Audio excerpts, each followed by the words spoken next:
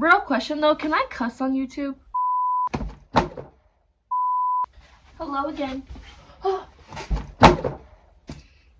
As you can tell by the title of this video and how I came in hot with all these books, we're recommending some books for you guys today. You guys wanted some book recs, I got some book recs. I got all of these in my hand, and then I have a shelf full of a bunch of books here. So I got you guys, and we're gonna do different categories too. I have like easy reads for beginners, I have like sports romance, I have like spicy YA for my girls who like spice like me, and then I have like poetry, and then like self-help books for my girls who are on their healing journey like me. I'm just gonna do like a simple rundown of each book that I'm recommending, and then somewhere in this section here I'll put the rating I gave it, and then I'll also rate it on like the spice level, because I know there's a lot of people that don't like a lot of spice, or they don't like spice at all. Could never be me, but you know, everyone has their preferences. I'm not gonna blabber on too much, so let's go ahead and get to the video. If you're not following me on social media, what are you doing? I'll link down my TikTok and my Instagram down below. I'm always replying to your guys' DMs and your comments. I'm almost at 10,000 on TikTok, by the way. Like, I cannot believe it. I love you guys so much. I hope you guys enjoy this video. If you do, go ahead and give it a thumbs up at the end, and if you're not already, go ahead and subscribe and join the family.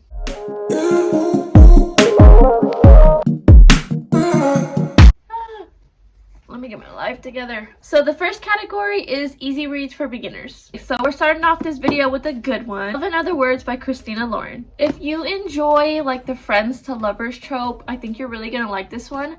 I also like this one too because it has alternating timelines where it starts off in the present, and then another chapter will be so many years ago. It'll have like a flashback, and then all the flashbacks lead up to why the present is why it is, because one thing did happen on why they didn't talk for a while, and the past events are kind of leading up to that. I love friends to lovers, but something about childhood best friends to lovers, oh my god, it's just so freaking cute. The plot twist reminds me of that one verse in the Taylor Swift song where she's like, somewhere in the haze, got a sense I've been betrayed. I can't sing, by the way, so please don't dock me for that. We'll know what I'm talking about once you read it. I feel like the reason I'm gonna get a lot of shit for this one is because everyone says it's overrated, and they just made a show. It's the Summer I Turned Pretty series by Jenny Han. But I always recommend these books to people who are just starting off to read because they're super easy reads. Like, they're barely 300 pages. The chokehold that these books had on me when I was a kid, I think these came out when I was in like junior high, and I read every single one and I fell in love with it. And then of course they just came out with the show recently, and I was like, what the fuck, like I need to watch that show, and then I fell in love with it all over again. Especially people who don't enjoy spice, I always recommend these books. If you don't like the love triangle trope, you're not gonna like this one because that's what it's all about. She's trying to pick which brother to choose. Pretty sure everyone has watched the show because it's so iconic. But if you haven't, I definitely recommend reading the books and then watching the shows, because in the books you get a lot of the background from their childhood. Hoping they put more of their childhood in the future seasons. Let's just hope, because a lot of the stuff from their childhood is just so freaking cute. If you're Team Jeremiah, I'm so sorry, bestie. I'm gonna judge you, but you're still welcome on this channel. But I'm Team Conrad for life. The last 3 books in the Easy Reads recommendations are all books that made me cry. So if you don't like crying when it comes to books, just skip over these next 3. Instructions for Dancing by Nicola Yoon. The main character, Evie, she has a gift where she can literally just see a couple kiss, right? And she'll see how they started and how they end. Naturally, when she meets X at this dancing studio and they become partners for a dance competition that they have to enter, she starts to like him and he starts to like her. But of course, naturally with her gift, she's just trying to push him away because she doesn't know once she kisses him if she's gonna see how they end. So they're just trying to go through those motions, but they're so freaking cute. But also the reason why we love this book so much is because both of the main characters are people of color, which we fucking love. I support every single book that has either one or both main characters as people of color. Take my money. Next one we have Archer's Voice by Mia Sheridan. I love this book so much. This one is tied with another book that I'll mention later in the video for my favorite book of all time. So Archer Hale is deaf. He wasn't born deaf. Something happened where unfortunately he turned deaf. I do mention what happened later in the book. After the accident where he turned deaf, he just started like isolating himself, so he became like the town weirdo. Bree moves into the town that he lives in and they become friends, but just like the way that they interact with each other is what makes this book like my favorite book of all time. Like, of course, like, he can talk, he just can't hear you. So sometimes he'll talk to her, but most of the time they'll just sign to each other. And they have certain signs for certain words. Like, I don't want to spoil it, but I just want to say this part right here. Like, when he signs the word love, he spells her name out. So Bree is his sign word for love. I don't know why I'm doing that. Like, I don't know how to sign. So instead of saying love, he says Bree. And I'm like, I had to end the easy reads section of this video with a banger. Thousand Boy Kisses by Tilly Cole. I know a lot of you have read this one. You know what I mean when I say this book is the definition of emotional damage, sis. So my sister actually recommended me this book. She said, hey, you have to read this, like, it's gonna make you cry. And just a little bit about me, I don't really cry when it comes to books. Movies, I'll cry like a damn baby at freaking movies, but books, I don't know why, I can't really cry. It's not that I'm not connected to the story, I just don't know why with books especially, I just can't cry. So I went into this like, okay, it's just gonna be another book. I was wrong. Well, I had a video of when I finished this book and I sent it to my sister. And dude, let me tell you, my eyes were swollen, like I had tissues like all up in my nose, like my freaking face was so swollen from crying so hard. I deleted that video because I never wanted to resurface on this earth ever again. I'm recommending it because it's such a good book, and like their love story is so beautiful, and they're also like a childhood best friends to lovers trope, so like I said, I eat it up every time. I categorize it personally as like a childhood friends to strangers to lovers, because there's a certain point in time where they don't talk for a while, and they do mention why they don't talk for a while, and you're like, what the fuck, like, come on now. Despite crying my eyes out, it was such a beautiful story to read, and that's why I'm recommending it. But if you don't like bawling your eyes to books, I definitely don't recommend it. I honestly think that everyone should be able to experience a love like theirs. Alright girlies, next up we have sports romance recommendations. One of my freaking favorite genres of all time. You got another thing coming if I'm gonna do a sports romance genre and not mention Off Campus by Elle Kennedy. Like, come on now. Now listen. Before reading these books, I was never interested in hockey. Never. It never even crossed my mind to go to a hockey game. After I read these books, you best believe I'm gonna be at every single hockey game in my town. All of these are hockey men. They're all friends, so it's a friend group series. We love that. And they play for the same hockey team, and they all live together. Each book is one friend and then their love interest. We have the first one, which is The Deal. Garrett Graham, everyone. Garrett Graham is the motherfucking blueprint. He's the captain of the hockey team, right?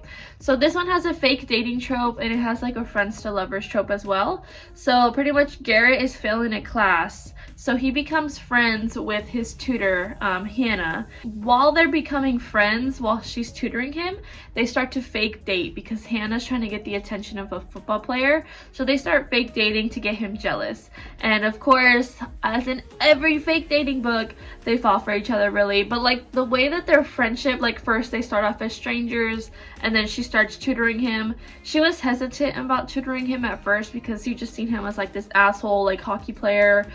But once they start building that friendship, they're just so freaking cute, and then of course it turns into something else, and I just love them so much. I call them like the mom and dad of the group. One, they were the first ones to get together out of all the other ones, but just the way that they are, like their dynamic, it just gives parents, like it just gives mom and dad. The next one we have The Mistake.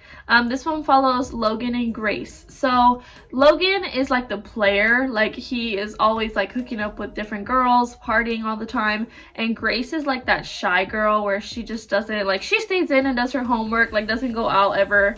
And so obviously like opposites attract. Night they hook up, right? Logan always does that, but Grace never does that. If you don't enjoy like the groveling trope, I don't recommend this one because that's all it is pretty much. He messes up fairly early in the book. 20-30 pages in, he messes up, right? And the whole book is like him groveling, trying to get her to forgive him and prove to her how much he wants to be with her. Usually I'm very turned off when like a guy messes up, especially that early in a book, But let me tell you, the groveling that this man did, you know what? I would have forgave him too, sis. I don't even blame you for that one. So she makes a list on things that he has to do in order for her to even consider going on a date with him. And he does everything on that list, and the list is just so funny. Next, we got one of my favorites, The Score, which is Dean and Allie's story. Now, a lot of people hate Dean. I personally love Dean. The first 2 books, he is an asshole. Like, Dean is like the big player of the group. Like, he sleeps with a different girl every night, pretty much. Until he sleeps with Allie one night. So Allie is Hannah's best friend. Hannah's in the first book. After they hook up after the first time, Dean is more like shocked because he's like, wait, I think I want to hook up with this girl again, and he never does that. They come up with an agreement, like they'll start hooking up on the low, not telling their friends or anything, and then of course they start to really like each other. But the reason I love this book so much is because Allie and Dean, both of the characters, they have the same energy when it comes to each other. Like, they both love to tease each other, and they were both trying to like have the other one admit that they actually like each other. So they just like tease each other, and I just think it's so funny. I honestly think like I laughed the most when I was reading this book. And then the last book in this series is The Goal. The Goal follows Tucker and Sabrina. So Tucker, out of the friend group, is like the mannered country boy, like very quiet in the other books, but then when you get to his book, you're like, oh shit, you're not quiet. Like, this is not the Tucker I was reading in the other 3 books, because this man is wild. Wild as in like there's a spice scene like 5-10 pages in, and let me tell you, sis, it's a good one. This is a spoiler, but it's a big one because that's what the whole book is about, so I'm going to tell you. If you don't like the accidental pregnancy trope, you're not going to like this book, because that's all it's about. So usually when I hear that a book has accidental pregnancy trope, I don't even read it, or if I find it out, I will throw that book in the fire and never talk about it again, right? But I actually like the way that the accidental pregnancy trope was wrote in this book, because I actually liked them better as parents than I did them as a couple before, if that makes sense. It actually shows like the struggle of becoming a parent as a college student, where you don't know what you want to do with your life and then you have to juggle being a parent. I just think it's so realistic and so cute, which is why I didn't mind it. And Sabrina and Tucker are just that couple. I just love them so much. Also, another reason why I was able to look past the accidental pregnancy trope is like, this is the last book in the series, so you feel like you have to finish it. Maybe that's why Elle Kennedy threw us a freaking curveball with this one, because she's like, you have to read it because you read all the other 3 ones, so even if it has a trope that you don't like, you feel like you have to read it. I think that's why. I'm on to you, Elle Kennedy. The Legacy is the last one in the off-campus series, but this one is like the novella to tie up their stories after all of their epilogues. So all the other books are like dual POV. This one has all the POVs of the guy main characters, so all of them have their POVs in here, and they're just talking about how life is after college. Honestly, this one wasn't my favorite. I think, in my opinion, it could have been wrapped up a little better, but if you've already read the other 4, you kind of have to see how everything ends. Don't get me wrong, it was really cute. I loved seeing them, like how life is and how each couple ended up after their epilogue, but I just think it could have been wrapped up a little better. That's my opinion. It's just a cute way of getting that alternate ending after you read all the other 4 books. Then we got my favorite racing men of all time, The Dirty Airmen by Lauren Asher. Now, these men are F1 racers. So think of NASCAR, but with not regular cars. Like, I don't know, if I can, I'll put like a photo of the cars here, because they're not regular cars, but they go a lot faster. But the only way I can describe it as a like NASCAR racing, because it's racing, but it's a different car. I don't know. This is another series where like it's a friend group and each couple has their own book, which I love. We have Throttled, which follows Noah and Maya. So this one has like the player turned soft boy for only one girl kind of trope. Noah's like the player, but then he meets Maya, which ironically enough, Maya is the sister of his enemy. Maya is tagging along with her brother because she really wants to be like a photographer and build like a following on YouTube and things like that. She's just like me, for real. Kind of like a forbidden romance too, because obviously if Maya's brother found out that she was hooking up with the guy who he hates, then it's a big problem, right? Pretty much they like each other, but then they realize that they have to sneak around, which eventually that becomes a problem. So we have Collided, which follows Liam and Sophie, one of my favorites as well. This one probably has the most spice out of all of them, just because the entire book is Liam helping Sophie with the bucket list.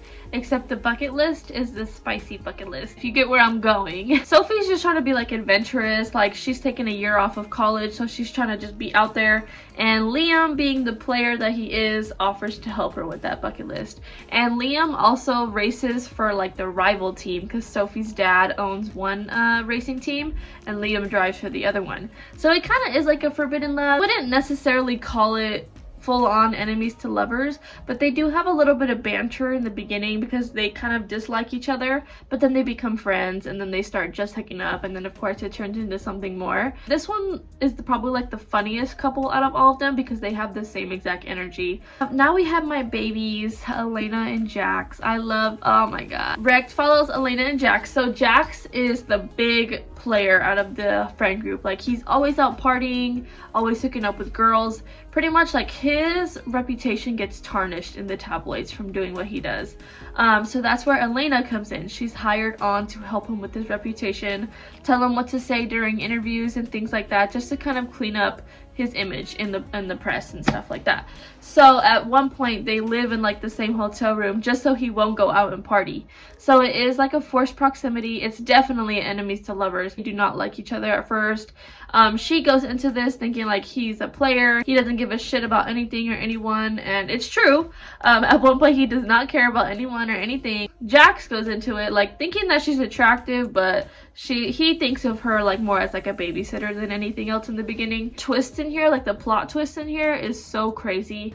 I won't spill too much, nothing bad happens, but like just the plot twist just makes their love even more genuine and like more beautiful. And I don't, this is just one of those books where I can't put into words like why it's such a good book. You just have to read it. You just have to experience it for yourself. Last book in this series is Redeemed. So Redeemed follows Chloe and Santiago. Remember how I said Santiago is the brother of Maya and the enemy of Noah? So he got his own book at the end. It's like a spoiler, but it happens very early on in the book and it's like the entire plot of the book, so I have to spill it. So unfortunately Santiago gets in a accident while he's racing and he loses one of his legs. So after he loses one of his legs, he isolates himself, he like goes off the grid, he quits racing of course and things like that. So no one really hears from him except his sister and Noah. So one day Chloe's trying to find like her biological father, and it just happens to be Santiago's neighbor. Somehow Chloe ends up on his property, and Noah and Maya are with Santiago when they run into Chloe. Instead of him getting mad and kicking her off, he pretends like, oh yeah, this is my girlfriend, because Maya and Noah are like very worried about Santiago being alone all the time. So he's like, oh yeah, this is my girlfriend, you don't have to worry, I'm not alone. So they start fake dating. So this has a fake dating trope, which is why I love it so much. They're definitely a friends to lovers because they didn't really dislike each other. They do have a little bit of banter in the beginning, but of course there was like an instant attraction kind of thing. It's also kind of sad because Santiago thinks that he's not deserving of love because he lost his leg, and then Chloe comes in like not even caring that he lost a leg, doesn't think any less of him, and like proves to him that he does deserve that kind of love. And that's why I love them so much, because their love story is just so beautiful and so genuine. And now we have my favorite category, the one that I've been waiting for, my spicy recommendations. Now I know a lot of you girlies don't like spice.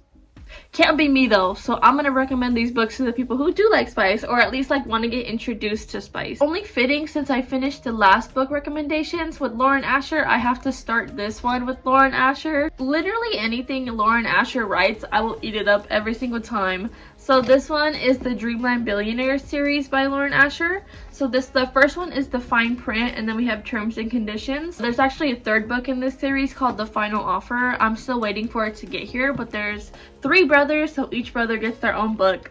This whole series is about 3 brothers. Their grandfather passes away, and he writes a will telling each brother what he has to do in order to get like a certain amount of money or a certain like property that they've wanted, or something that they've wanted for a really long time. They have to do one certain thing in order to do that. First brother, Rowan, according to the will that his grandfather wrote, he has to go run an amusement park for 6 months and like make renovations, make changes in order for it to be better and things like that. And then he meets Zara. So Zara is like freaking sunshine and rainbows, where Rowan is like dark clouds, right? right? It is a Grumpy Sunshine. It is like a boss and like a coworker kind of thing. They are my favorite couple so far. I haven't read the third one, but so far they are my favorite couple. I love them so much. This book is in my top 5 of favorite books. Second brother is Declan. So in his grandfather's will, he says that Declan has to get married. He was supposed to marry this one girl, but that didn't work out. So he ends up marrying his assistant, Iris. But you know, in every marriage of convenience, there's that turning point where they realize it's a real marriage. The moment in Marriage of Convenience books where he's like, that's my fucking wife, like, I don't want to spill it, but this is like a big one, like why I love this book so much. So Iris is dyslexic, and I guess when you're dyslexic, like certain fonts you can't really read that much or you can't comprehend. So he made everyone in the office change the font that they type in to a font where she can comprehend it better. And that was before, like when they were just co-workers. That wasn't even like when they were married or when they even thought about getting married. That was just when they were co-workers. So they are just so freaking cute, and I can't wait to read the third one. The third one is Cal's book, and he's like the golden retriever brother out of all of them. So I'm just so excited. I'm so excited. We have Birthday Girl by Penelope Douglas. I'm probably gonna get a lot of shit for this. It's a book with an age gap, and a lot of people don't really like that. But hear me out, sis, before you exit this video. I'm usually not the type to read books with age gaps because it just makes me very uncomfortable. But this story changed my perspective on all that, because just the way that they are with each other, it feels so genuine, and it doesn't feel like pervy. That's the only way that I can explain it. It doesn't feel pervy at all, as some age gaps kind of do. Once I say this, people are gonna be like, girl, what the fuck are you reading? It's about Jordan and Pike Lawson. So Pike is Jordan's boyfriend's dad. I know, hold on. Jordan's boyfriend is like the crappiest human being to walk the planet of the earth, right? Jordan's boyfriend, Pike's son, I forgot his name. That's how irrelevant he is. Like, I don't even remember his name. Gets them kicked out of their apartment, right? It gets worse. Pike is trying to get his son to be on speaking terms with him again. So he's like, oh yeah, you guys can come live with me, no problem. But before that, so Pike and Jordan had met at a movie theater. The movie theater hosts like a night where they show like 80s movies. Obviously Pike was raised in the 80s and Jordan's like obsessed with the 80s.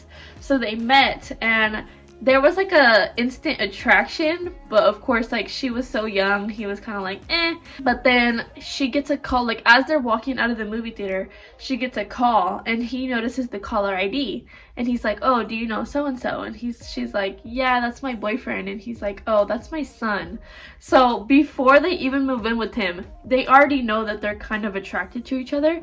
But of course, that's his son, and that's her boyfriend's dad. And then the boyfriend cheats on Jordan in the house that they're all living in. Instead of Jordan moving out, the son moves out because he's like, I don't want Jordan to be out on the street, so if it's okay with you, like, can she just stay here? And Pike is like, yeah, of course. So they're in the house together alone, and so they fall in love. But that's what I'm telling you, it doesn't feel pervy at all. Like, would not steer you guys wrong.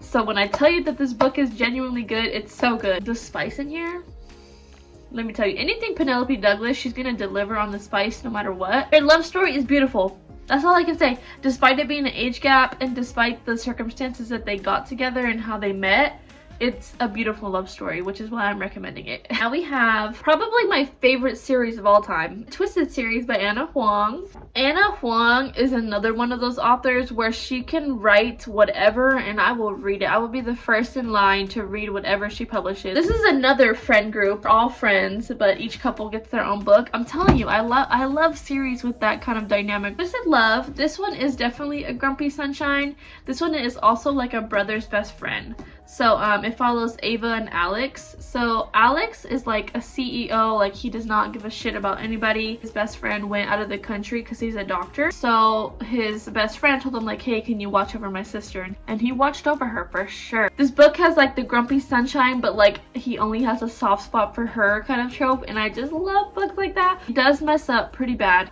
but the groveling that this man does, chef's kiss. Let me just say that he moves somewhere for an entire year in order to talk to her every day until she forgives him.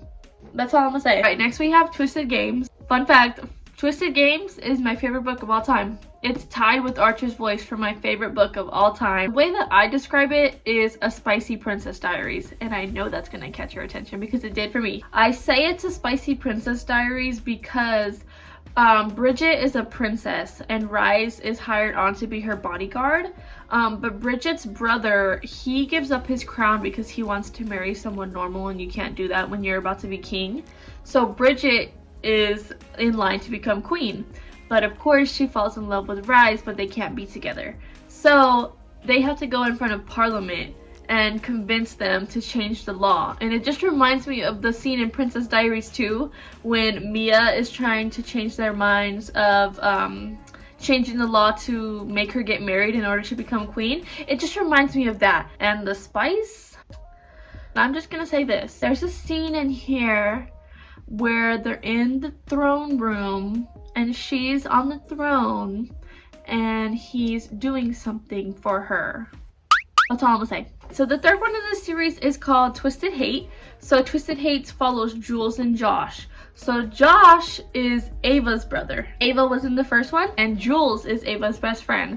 Emma Huang described it perfectly because she said it's enemies with benefits instead of friends with benefits. It's enemies with benefits because they literally cannot stand each other. One night they hook up and they realize that they want to hook up again, but they know they can't stand each other. They come up with an agreement like, this doesn't mean that we're friends. This literally just means that we're hooking up. I still can't stand you. So like the banter in here is executed so good, and the spice in here, this one is the spiciest out of all of them. Just the way that they start from like literally can't be in the same room together, and then they notice that something's shifting, but they're in denial because they've hated each other for so long.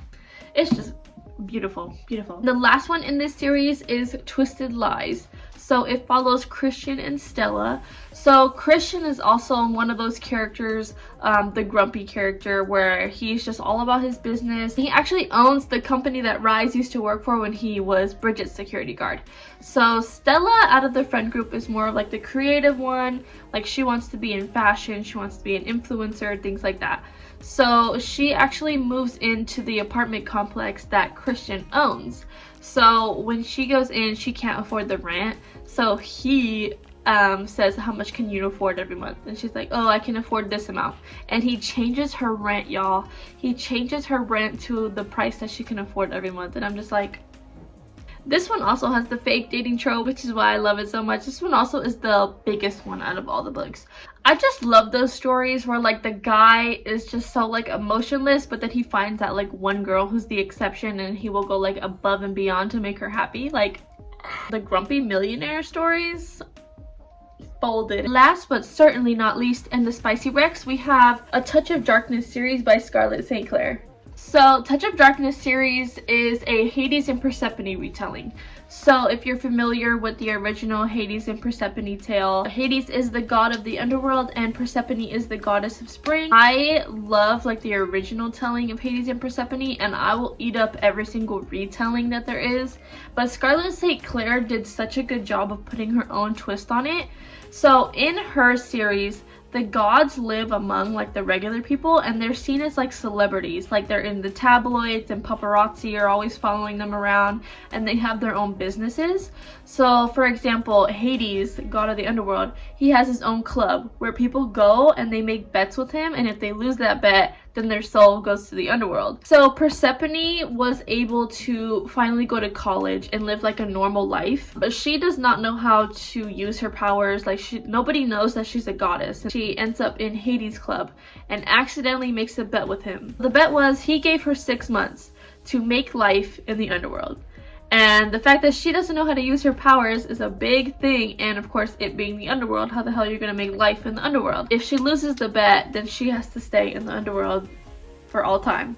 And of course they fall in love. Their love for each other is like literally the definition of I will burn the world down for you. And imagine my first introduction to Spice was a fantasy goddess Spice. Let me tell you, my jaw was on the floor. My brain chemistry has been altered. Before that, I was just reading like cute little innocent like teen little books. I didn't know anything about spicy books. So thank you, Miss Scarlett St. Clair, for altering my brain chemistry. In this series, we have Touch of Darkness, which is the first one. Then we have Touch of Ruin. Then we have Touch of Malice. This is how Scarlett St. Clair is the queen. Not only did she give us Persephone's point of view of the series, she gave us Hades' point of view in the series in the same timeline. So like when Hades is gone in this series, you get the blanks filled in with this series. Like, oh, that's where he was and that's why that happened. So I think she's absolute fucking queen for that, because I love Hades' point of view. I love Persephone's point of view, don't get me wrong. But something about Hades' point of view, just like finally figuring out how much he really loves this woman and how much depth he will go to protect her. Just last category we have is the poetry and like self-help books. I just wanted to throw these in here for like my girls who are on their healing journey or they want to get into poetry, because I really love poetry. I just don't really read it as much as I wish I should. So for these, I'm gonna let you guys know the name of the book, and then I'm gonna actually read like a poem out of here. That way you guys can see if you want to read it or not. I feel like everyone knows this one, but I just have to mention it. Milk and Honey by Rupi Kaur. I know a lot of people can relate when I say that Milk and Honey got me into poetry. It was my very first poetry I ever picked up, and it just changed my entire life. Favorite one out of the entire book was life-changing, especially during my breakup. Don't mistake salt for sugar. If he wants to be with you, he will. It's that simple. And it's such like a simple poem, but it speaks volumes, and I think that's the greatest thing about poetry. I just want to put it out there. I respect every author. It takes a lot of courage to write a book and put it out into the world, but something about poetry authors, I just have a different respect for you guys, because while it takes me 350 pages to tell a story, you guys tell a story in 5 or 6 sentences, or however many sentences your poem is. Like, that is absolutely wild to me, and like, you guys can put so much emotion and so much depth into your words in so few sentences, and what it takes me 300 pages to do that. So the next one is called Her. It's by Pierre Alex Gentny. I'm so sorry if I pronounced that last name wrong. This one was also really life-changing when I was going through my breakup. Like, this one poem just absolutely crushed me. It says, if their love becomes poison to you, you've grabbed the wrong bottle. And then it has like a little bottle drawn of poison, and I just, when I tell you, when I read that, I was like, I've seen enough. That's why I'm telling you, like, these little poems, they just speak so much depth in what, 2 sentences, and it like literally punched me in the heart, and I'm like. So the next one is Break Your Glass Slippers by Amanda Lovelace.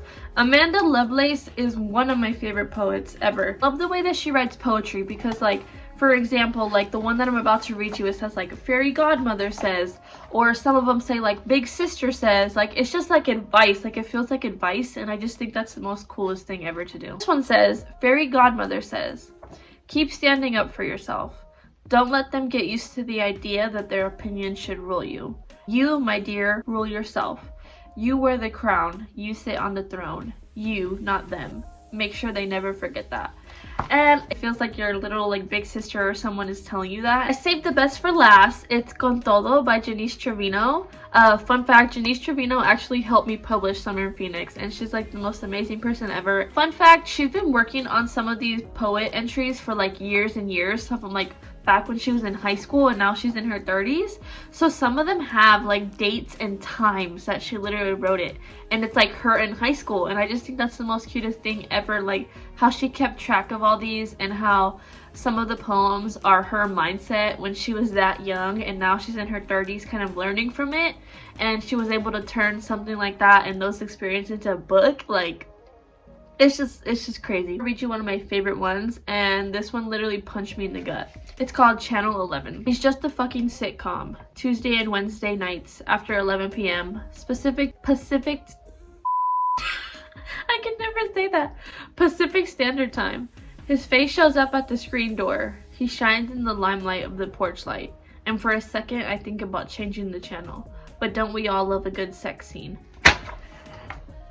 Alright guys, so those were all my book recommendations for now. I have a whole little stack of books that's on my TBR that I haven't read yet. So once I read those and I enjoy some of those, of course I'll do another one of these videos. And if you guys have any book recommendations that you guys want people to read or you want me to read, go ahead and leave them down in the comments and why you love it so much. I would love to pick up some more books, even though I don't need to. If you've watched this whole video through, you are a real one. That's why I love you so much. I hope you enjoyed this video. If you did, go ahead and give it a thumbs up. And again, I'll leave all my social medias linked down below. I'm only on Instagram and TikTok. Thank you guys so much for watching. I will see you guys on my next video. I love you guys so much.